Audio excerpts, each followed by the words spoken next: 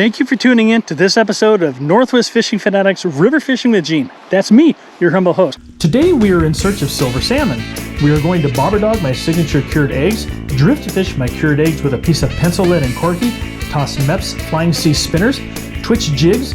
I'll tell you why I think the run numbers are low, and I'll show you what I found lodged inside that 2-point buck that I harvested. And we'll fell a tree before it comes crashing down onto my boat in the next windstorm. So stay tuned. Previously on Northwest Fishing Fanatics. That's not bad. Oh yeah, come on. Let's go. Whoa. We went back to the bottom. Got myself a steely, baby. Good morning once again. I am bound and determined to catch an adult hen because I need eggs. And I came in to do something, I don't remember what it was, turn on the lights, and they didn't work. So what I have here is, the way I wired this place is I have the power coming in across from the panel to here, up to this outlet here, and then up to that outlet there, and then all the way over to this outlet that powers that light, this outlet, that light. Anyway, so what happened was, all the way up there on top of that one, you might be able to see that outlet. I had the wires, when I wired it, I had the wires too tight going into the box, and somehow it pinched, and that's where it shorted out. There was no evidence that there was a short there, so I had to disconnect all the outlets and the wiring leading up to it to trace, the lack of power. But that's where it was. So late last night, I'm out here in the dark with the power off with my headlamp on, fixing my wiring, because the guy who wired this place sucks. That'd be me. Hey, babe. Hi. Are you hungry? Yeah, I could eat. Why? Well, it's only 3 o'clock. Yeah. Well, I'm gonna go cut a tree down. What tree? That tree that's going to fall on the boat one of these days, down by the neighbor's tree. I know, but why are you going to do that now? It's almost... Remember, it's winter? Yeah, It's dark in like an hour. Well, that's enough time for me to cut that tree down and blow these leaves. All right. Okay, well, I'm making deer burgers, so... Okay, ooh. All right. I'm going to saute the onions, like you said. I think that's a good idea. So they're not as strong. Okay. Yeah, just... give me an hour or so. I am starving, but I want to get this done.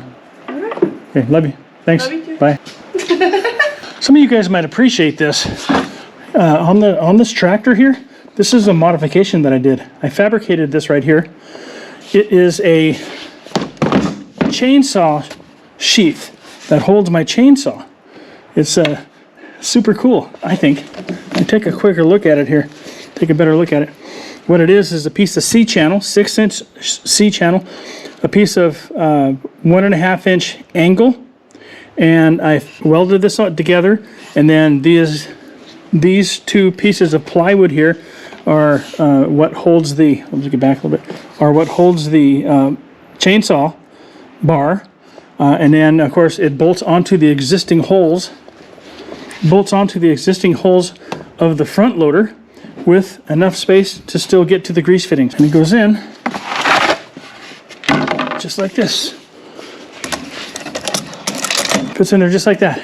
That way my chainsaw is with me everywhere I go.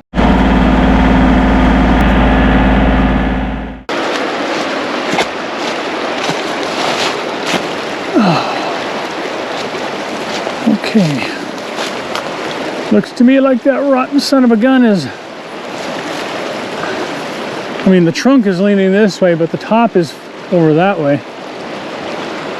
And I'm not no tree feller. I'm just a regular feller. Boom. Okay, so I know just enough to get myself into trouble. Take a quick look at this. Now, this is actually my neighbor's tree, but I talked to him the last time I was here, and the last time he was here, actually. And it's a big tree, but I think I can safely hide. I think I can safely hide right here behind this other one that's broken off. That way, if there's any kickback, I'll be protected or have some place to bail. And I think that thing is gonna fall right over that way, right where my boat would normally be. Hopefully it doesn't mess with this statue that I have over here. It's kind of a stupid little statue. I explained it, the significance behind that statue in one of my other videos from last year. But anyway, that came from my mom's house. It was around since I was a kid, so I brought it down here when we sold our house and stuck it here. Okay, well, let's get this thing cut down. Cut there, cut there, cut there. Let her fall.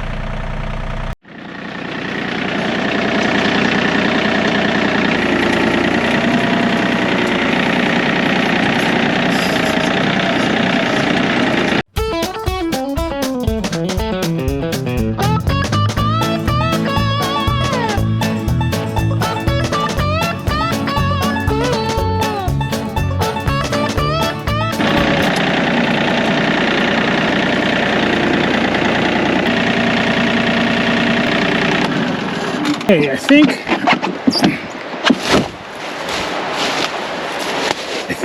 think, therefore I am. What I was trying to do is just get enough clearing here so if I have to bail. Oh, look at that, a corky.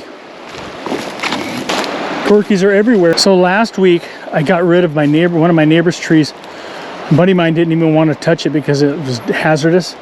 And I did everything perfectly to get this tree to come down. It was a really super tall, dangerous one. It was rotten. And I filmed the whole thing except for when the tree fell. Man, it would have been awesome to get that, you know, recorded. But anyway, hopefully my cameras are going this time. And this is nothing though. It was kind of funny. My buddy said, you know, be careful, because he falls trees. And he said, because YouTube is littered with all kinds of videos, you know, of people getting hurt. And I know that for sure.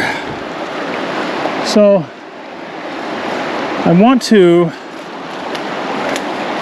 want to cut this really low. I want to cut it up here because I want it works as a really good breakwater because my boat launch is right there. So these stumps right here stop the water actually and break the water from my boat launch.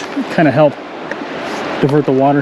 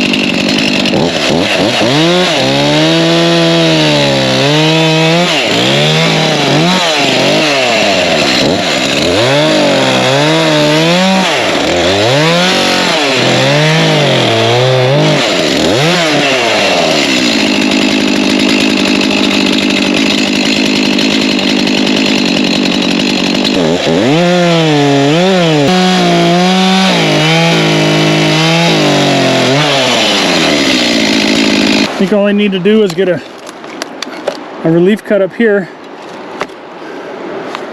I don't know if you call that a relief cut. I don't know. I'm not a pro. Pretty sure.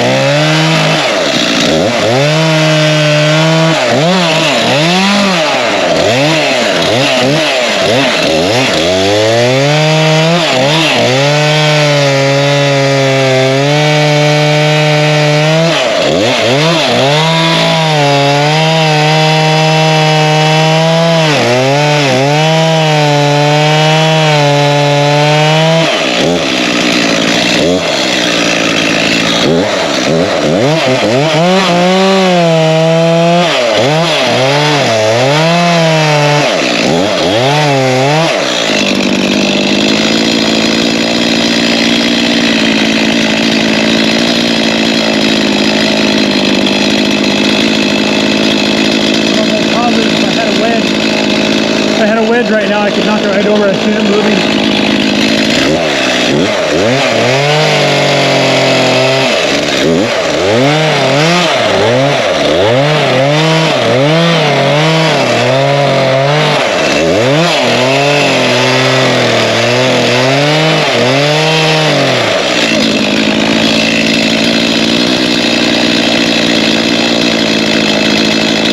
Oh, it's going slowly.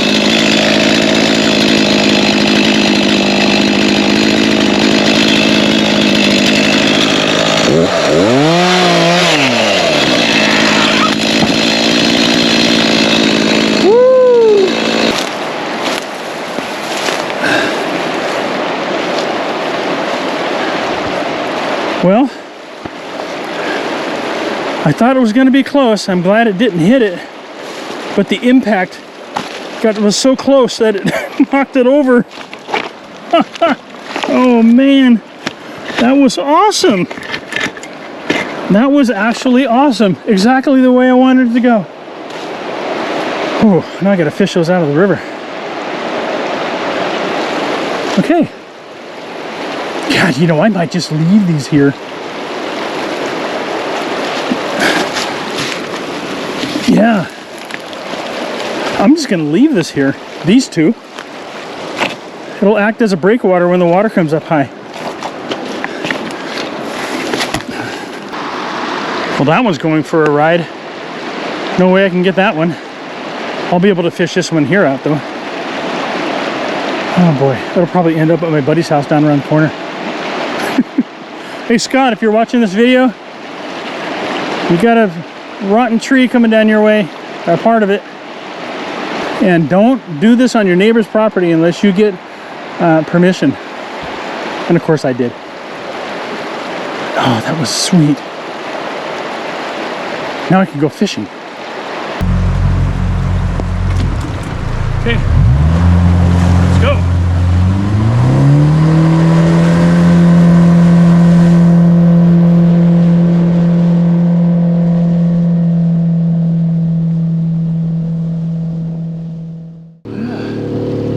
Here I am at the line. Okay. The water's a little murky from the creek coming in. But that's okay. You can still catch fish. It's flowing a little bit faster than it was last time.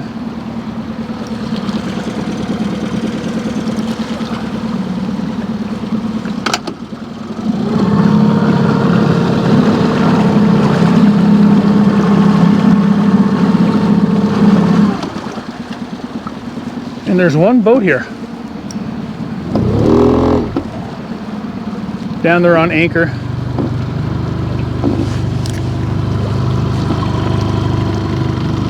I want to get over here on the other side of the river, right where the seam of the creek is, because I'm thinking the fish are going to be hanging out on that seam.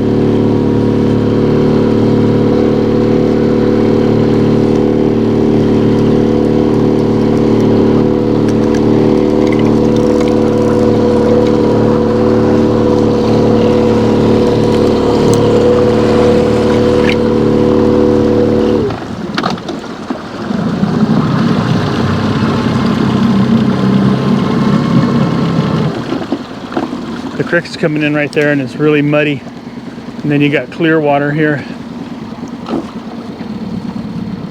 If I was a fish, I wouldn't want to be over there in that murky stuff.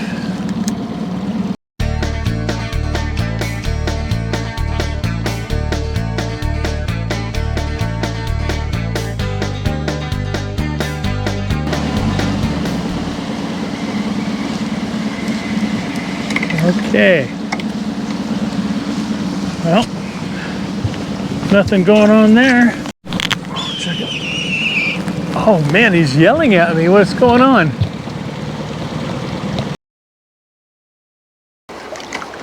And I gotta go. So I'll make a few casts in here.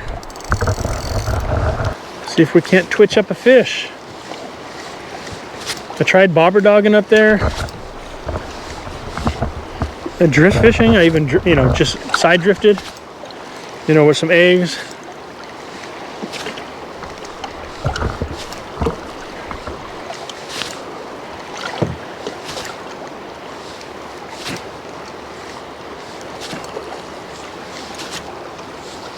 Hey, that was a fish right there. Oh my gosh. That was right next to the boat. Fish swirled. I don't know if the camera caught it. I think the camera might have. Guy's teasing me. He's like, man, I'm here, catch me if you can. That fish was like, catch me outside. Catch me outside. Oh my gosh, I can't believe I said that. Catch me outside.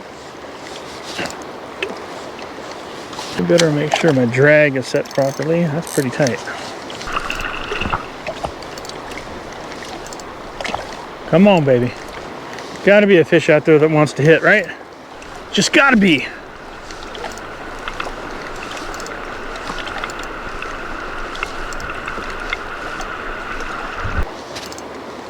Well, let's see what we can do with this spinner right here.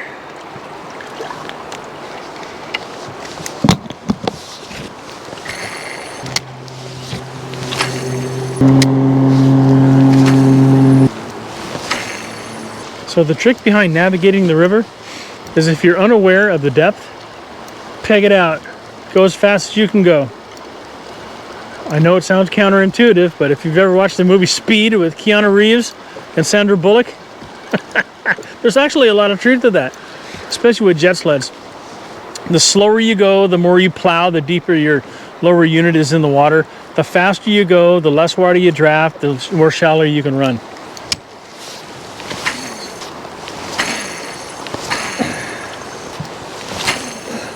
Probably not.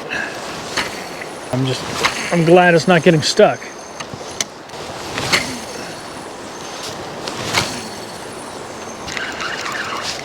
Whoa. Yeah, it's been really bad. That's all I can say. Normally this time of the year, I'm catching a lot of fish, seeing a lot of fish jump, roll, seeing them on my fish finder, finding schools, but this year is no good. That's my humble opinion. But then again, it's not going to stop me from fishing, because it's what I do. But nonetheless, it's kind of frustrating. When I was reviewing the numbers in the last video, I didn't actually, tell you what my opinion was on why I think the numbers are down. But mismanagement by Tacoma Power, too much concentration on, or too much focus on the restoration of wild fish. I think that's totally ridiculous, to be totally honest with you. I mean, I understand on some of the rivers, the coastal rivers where you want to preserve or conserve, the natural wild fish population. But this river is not one of them. After 50 or 60 years of integration, there isn't a wild fish that comes up here. I don't care what anybody says. There's no wild fish here anymore. They're all unclipped. And the whole focus on restoring wild fish is just a waste of time. I think what they ought to do, I think they should just pack this river with as many hatchery fish as possible. And they ought to do something with the sea lions that are down at the mouth this year. Back in the day, you never heard of sea lions down there. Maybe one or two, but in the last several years, especially this year, there was hundreds of sea lions down at the mouth of the Cowlitz, just chomping away every single day, killing thousands and thousands of fish. And just like the sea lions at the Ballard Locks, our government officials don't have the wherewithal, they don't have the cojones but do something about it.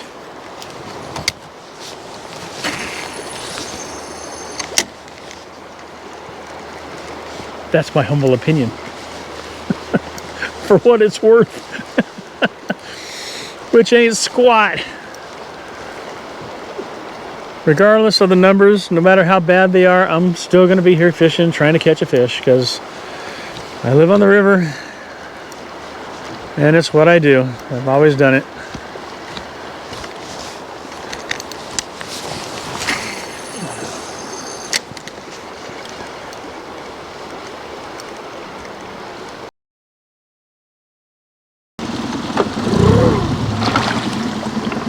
So I'll tell you what's crazy is you may have watched the video where I harvested a 2-point buck a few weeks ago. That felt like a fish. I harvest my own game and I butcher them, right? And so I was eating a backstrap the other day, my wife and I chomped down on a piece of metal and my mouth instantly started bleeding. And what happened was I found two 22 caliber pellets in the backstrap of that deer in the same piece of meat, and I bit down on them and it ripped my gum. Oh, it could have broke a tooth, could have chipped a tooth. It could have been a lot worse. But let me tell you something, you know, if you're out there screwing around shooting deer with a 22 pellet gun, you need to have your head examined, all right? And if you have kids out there that are running around screwing around with pellet guns, make sure they're not doing that kind of stuff. I mean, that's totally ridiculous. There's no reason why anybody should be shooting a deer with a pellet gun. You know, that's harassment, it's illegal, and if I ever caught anybody doing something like that, there'd be hell to pay.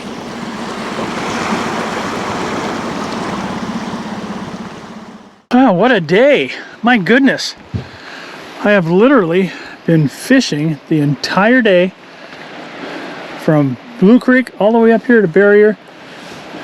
Talked to several boats, but hey, let me show you what I have here in the cooler. Nothing. A big fat nothing. All day long. And I've gone through 4 of these containers of eggs. Can you believe it? Oh, but they're beautiful, aren't they? Aren't they just the most beautiful eggs you've ever seen? I mean, how can any respecting fish, you know, not want to just chomp on those things? I swear. I can't take any more of this. This fishing is good, but the catching sucks. So I hate to do that to you guys, but I didn't catch anything this trip. Last time, 3 jacks and a trout. Time before that, a couple of kings. Time for that, a sea-roan cutthroat, and oh my gosh, it's just been, the numbers are steadily going down. The numbers, I believe, for last week, when I did that last video going over the numbers, it was 2,300 for the previous week, and then now for the previous week, you know, the week after that video, it's down to 21. So it's just down, down, down, going down, and so the run almost seems like it's over without even starting. I haven't seen any fish rolling in here and no fish jumping in here, and all the fish, maybe 5 or 6 fish that I've seen all day long jumping, were dark. All dark. Oh. But thanks anyway for tuning in to this episode of Northwest Fishing Fanatics River Fishing with Gene. I appreciate you guys, each and every one of you. If you're not subscribed, subscribe. There'll be better videos, you know, where there's fish being caught. I always say that, don't I? And the thing is with fish, you just never know. But thanks for watching. I appreciate it. And stay tuned for the next video. Peace, love, and tight lines. If you liked this video, be sure to check out our other videos where you'll join us on the ocean catching kings and silver salmon, lakes catching kokanee trout and landlocked coho. We'll also be working our riverfront homestead and harvesting venison. Stay tuned for more fishing and hunting and outdoor adventure videos. Be sure to subscribe to the channel and hit that bell button so you get notifications of new uploads. Thank you for watching.